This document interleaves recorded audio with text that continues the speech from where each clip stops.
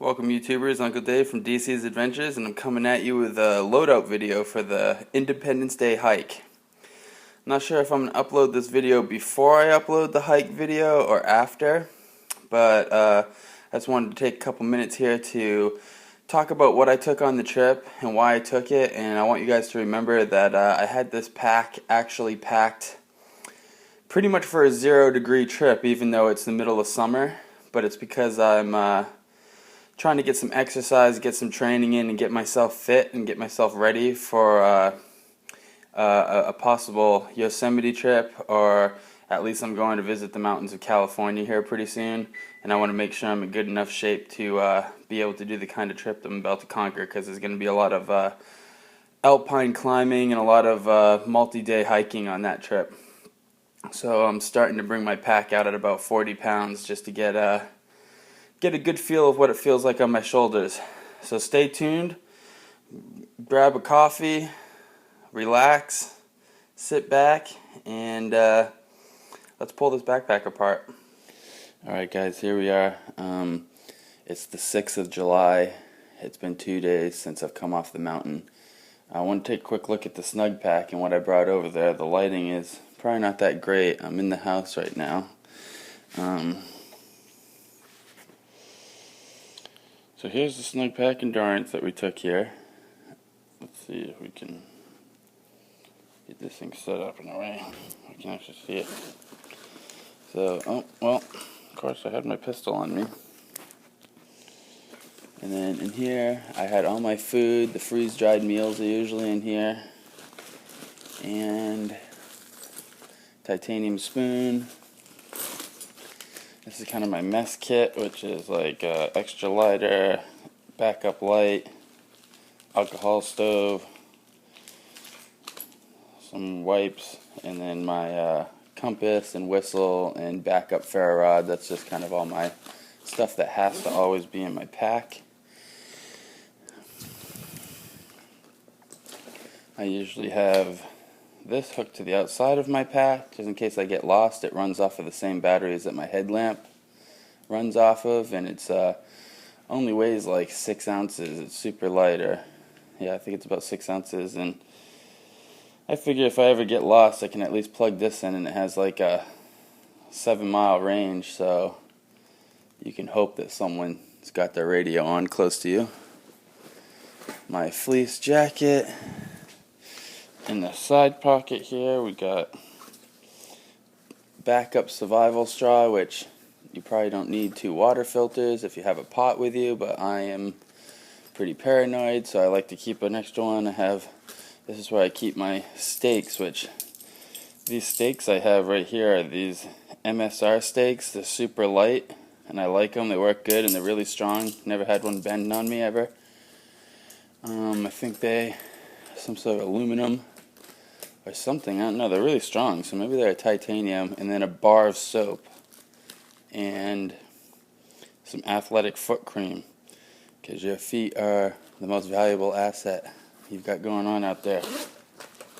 There's also, if I can find it, well, this is some treatment for poison ivy, because I do get a rash from poison ivy if I'm exposed to it.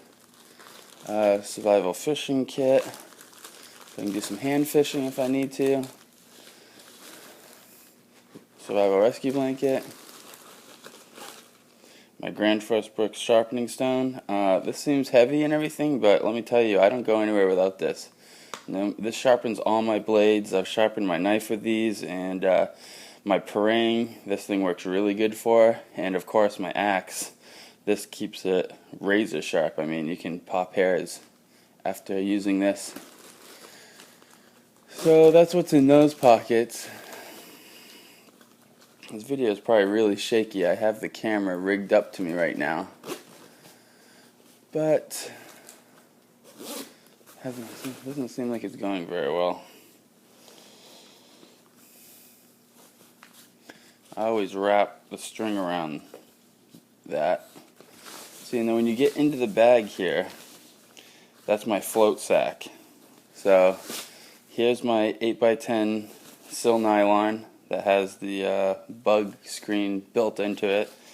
And then I have my float sack here, and that's just so it floats. It's waterproof. It makes my pack completely waterproof, and at least my stuff that's in here. And in here I have, like I said, I was carrying everything I needed for my Yosemite trip that's coming up here not too long.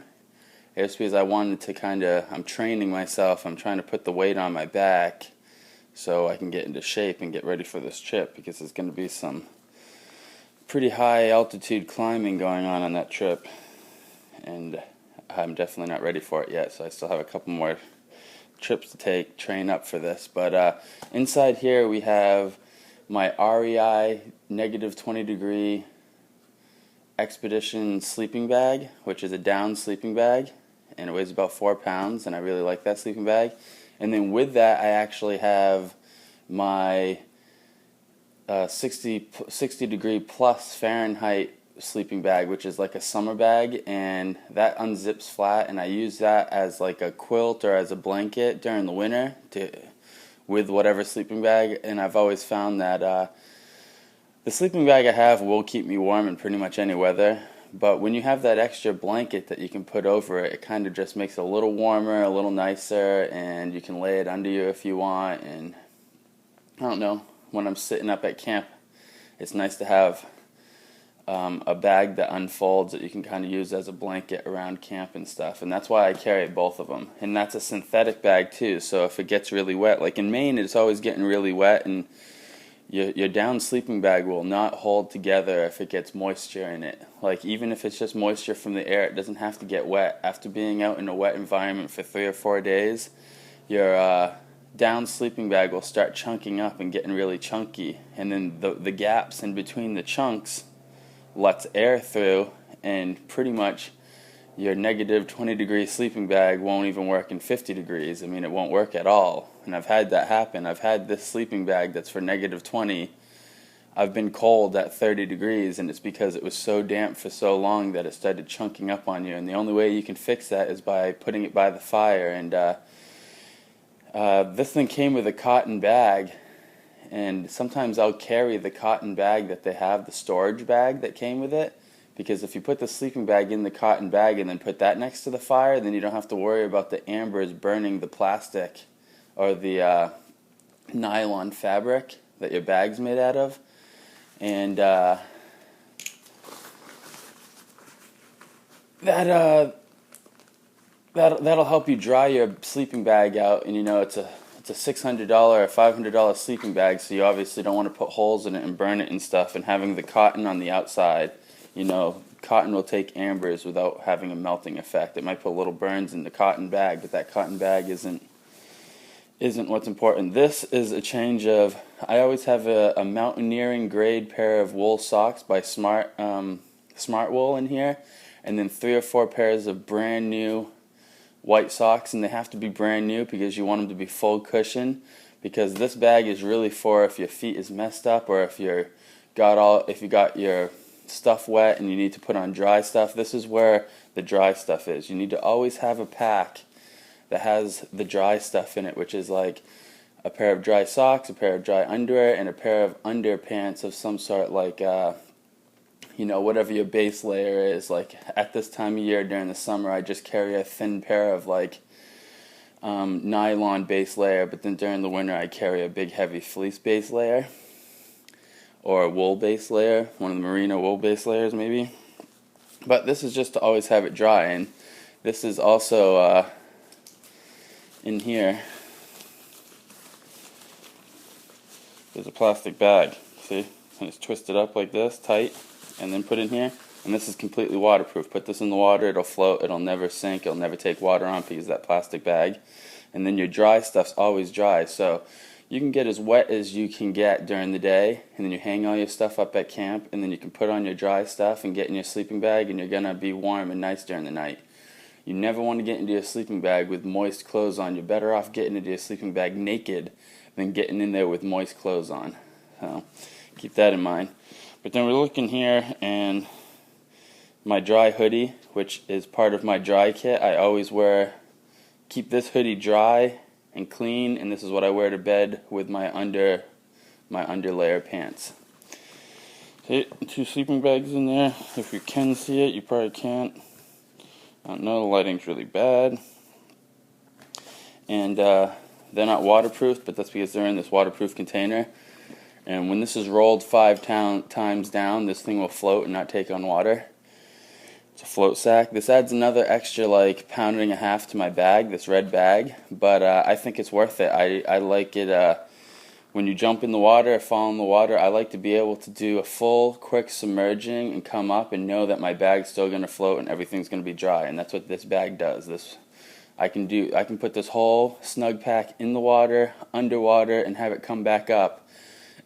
And as long as it's only a quick submerging, it's all your stuff's gonna be good. So that's in there, and then other than that, there's not much going on in there. We've got a pair of gaiters at the bottom that I always have in here, because I like to have gaiters depending on what the environment is and how thorny it is, or maybe how wet it is, so the bottom of my pants don't get all soaking wet and torn up. And obviously during the winter, when the snow's deep, you have to have them on, or your boots will fill right up. Have a rain jacket made by Sierra Design, which, let's see, I think this thing is here somewhere. Oh yeah, there it is. This is it right here, and it weighs about 14 ounces, and there's some pants that go with it that are about 6 ounces, and I like the setup. I've used them for a lot of years, but it's this breathable stuff, and I've found that when you're in a complete downpour, although it doesn't take water on, like completely take water on, enough moisture gets through that your jacket, whatever you're wearing under this, will get damp. And that kind of drives me crazy. So sometimes I'll have my military poncho, because the poncho, although you can't really move around and do work in it like you can a rain suit, military poncho does keep everything completely dry usually, because the water is so far off from your body on the poncho. But that's basically everything, and I brought a village parang on this last trip instead of an axe, and I absolutely love this thing. The only thing, as always, this camera never wants to frickin' stay where it's supposed to be.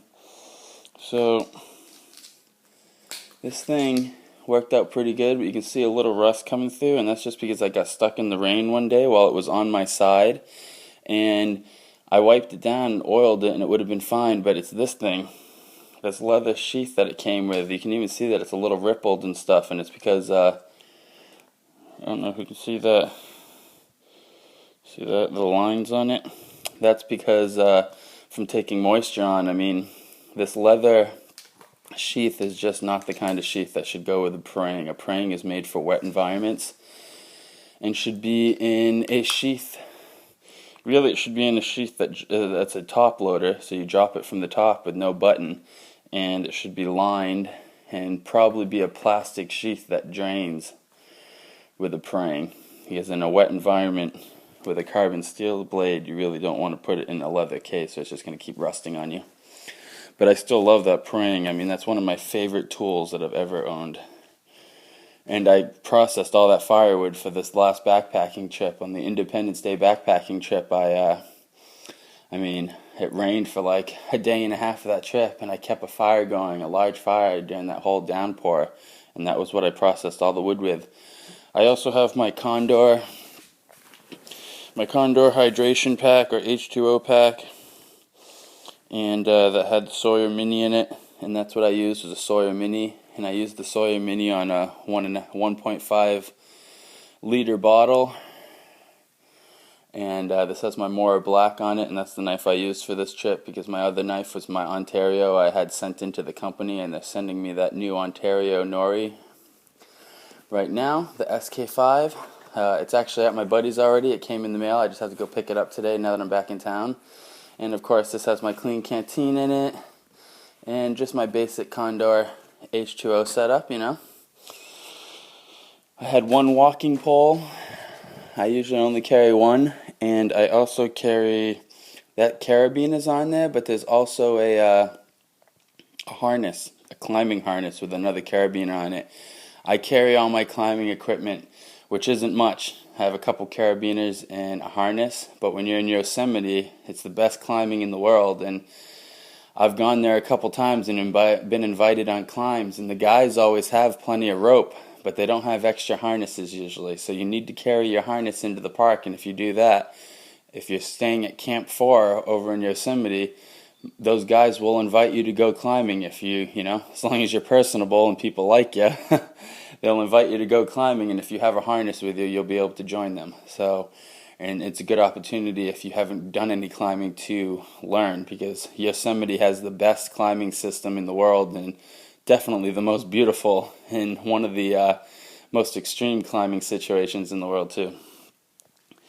So that's my snug pack by Endurance, and that's my setup that I took out for the Independence Day hike. There's a Loadout.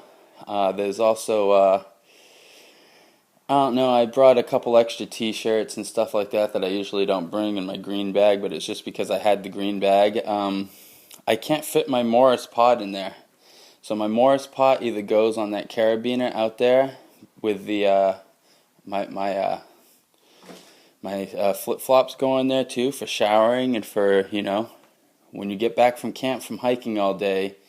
I have really nice boots that I never get blisters in, and they're all waterproof, Gore-Tex, they're LL Bean Crestas, $240 boots, and I love the boots so much. But when you wear nice boots like that are waterproof, your feet get sweaty, and you need to take those boots off as soon as you get to camp and put some flip-flops on and let your feet dry out. If you don't do that every day, you're going to get foot rot in between your toes, and your skin will start flaking and peeling. And it's not athlete's foot, it's foot rot. And you can get crotch rot too, which is pretty rough, and that's from not showering for, a week at a time and hiking and letting the sweat build up in between, your crotch and in those areas. So you have to make sure you take care of that. So when I get to camp, I put on my flip-flops, and then I have some medicated Gold Bond body powder, and I take that powder and I put a little bit on me, I wash up maybe. Sometimes I use one of those wipes to wash in between my legs and stuff, and in my crotch, just so it's not building up or anything. You want to stay as clean as possible. That's. Sorry guys, ran out of memory there. Like I said, you just want to stay as clean as possible when you're out in the bush. The old saying, cleanliness is next to godliness. That's really because cleaner you are, easier it's going to be to operate in.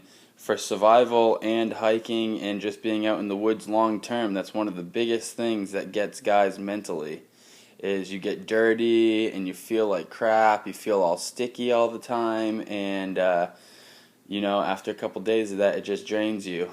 But you figure out a way to take a shower in the woods, you may be drained and ready to go home and be done with your trip, but you figure out a way to take a shower and get soaped up and clean off, and the next day, you're ready for another 5 days out in the woods. It's amazing what staying clean and keeping yourself in good hygiene will really do for you out on the trail.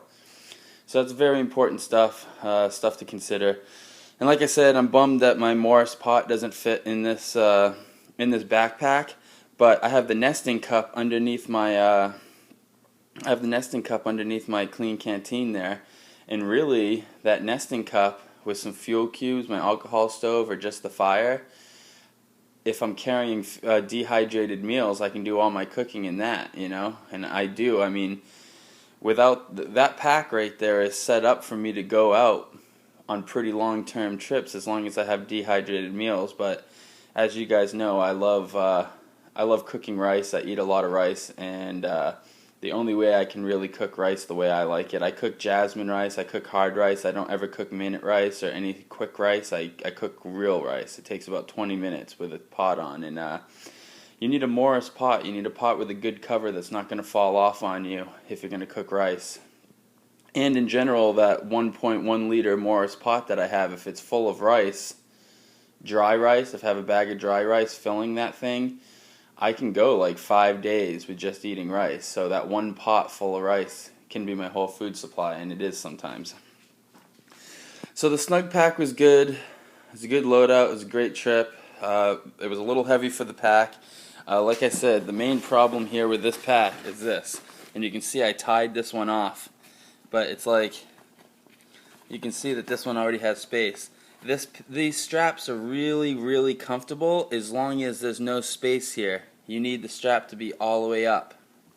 And this one's already coming out again. As I pulled it out, it'll slowly come out, and eventually this will get shorter and this will get longer, and then you'll have just the strap resting on your shoulder, which is very uncomfortable.